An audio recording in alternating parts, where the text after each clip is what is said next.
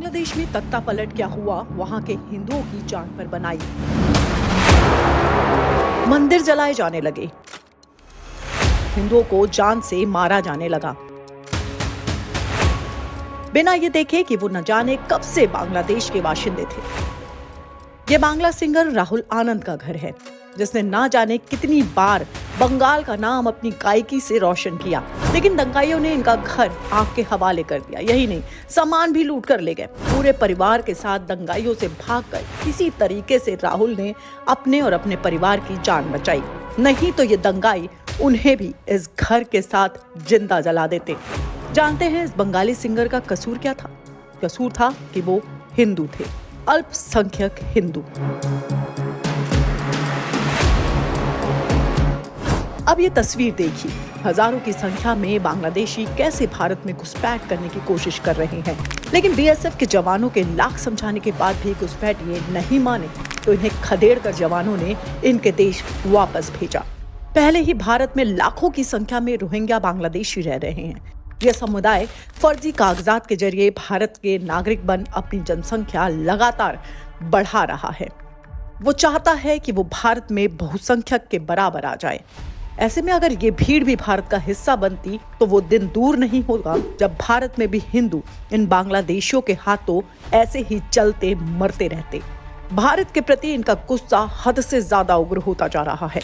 बांग्लादेश से आने वाली ऐसी तस्वीरें, जहां दुनिया के किसी भी देश से क्यों ना हो, शर्मसार करने वाली होती हैं। लेकिन फिर भी हमारे देश के विपक्ष को तो सुनिए। वहाँ की परिस्थिति और हमारी परिस्थिति में काफी एक कंपैरिजन कर सकते हो।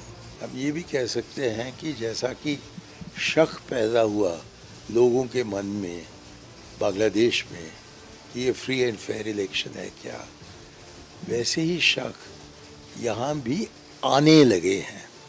वहाँ तो उभर गए हैं, लेकिन यहाँ भी वो शुरू हो गए हैं।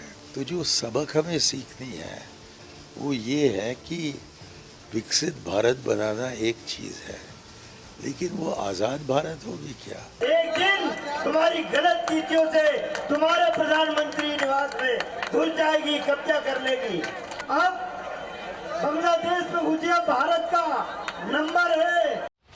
तो सोचिए कैसे ये कांग्रेस नेता बिना सोचे समझे देश की जनता को भड़काने की कोशिश कर रहे हैं। क्या वो जानते हैं कि इसके मायने क्या होंगे? इससे ये अंदाजा लगाया जा सकता है कि भारत को भी ऐसी ही हिंसा के आग में देखना चाहता है देश का विपक्ष। सोचिए, भीड़ अगर भारत में हिंसक होती है तो कितने ही हिंदुओं का नरसंहार होगा। लेकिन विपक्ष को इससे क्या, वो तो बस एक विशेष वर्ग को खुश करना चाहता है।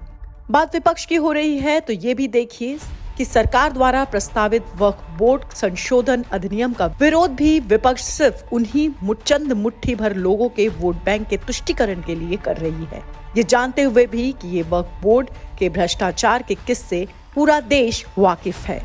कायदे से इस कानून पर चर्चा धर्म के आधार पर नहीं बल्कि तार्किक आधार पर होनी चाहिए, नहीं तो वो दिन दूर नहीं जब पूरे देश की जमीन अल्पसंख्यक के हाथों होगी। क्या आप जानते हैं कि वक्फ बोर्ड कानून देश के अल्पसंख्यकों को कैसा अधिकार देता है? लेकिन उससे पहले जान लीजिए कि आखिर ये कानून है क्या। साल 1954 में इस नेहरू सरकार के समय वक्फ अधिनियम पास किया गया, जिसके बाद इसका सेंट्रलाइजेशन हुआ। वक्फ एक्ट 1954 इस संपत्ति के रखरखाव करता है। कई बार इस कानून में संशोधन हुआ है, लेकिन फिर भी कई घटनाएं इस बोर्ड के मनमानी करने की आती रहती है। जैसे तमिलनाडु में वहां के स्टेट वक्फ बोर्ड ने तिरुचिरापल्ली जिले के एक पूरे गांव पर ही मालिकाना हक जता दिया।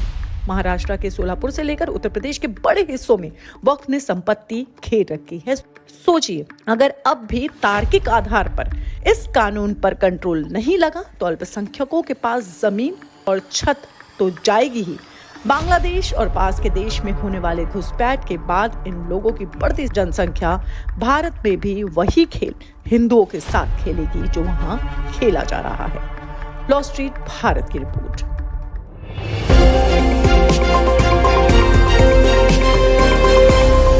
लॉ स्ट्रीट भारत, राष्ट्र के हित में।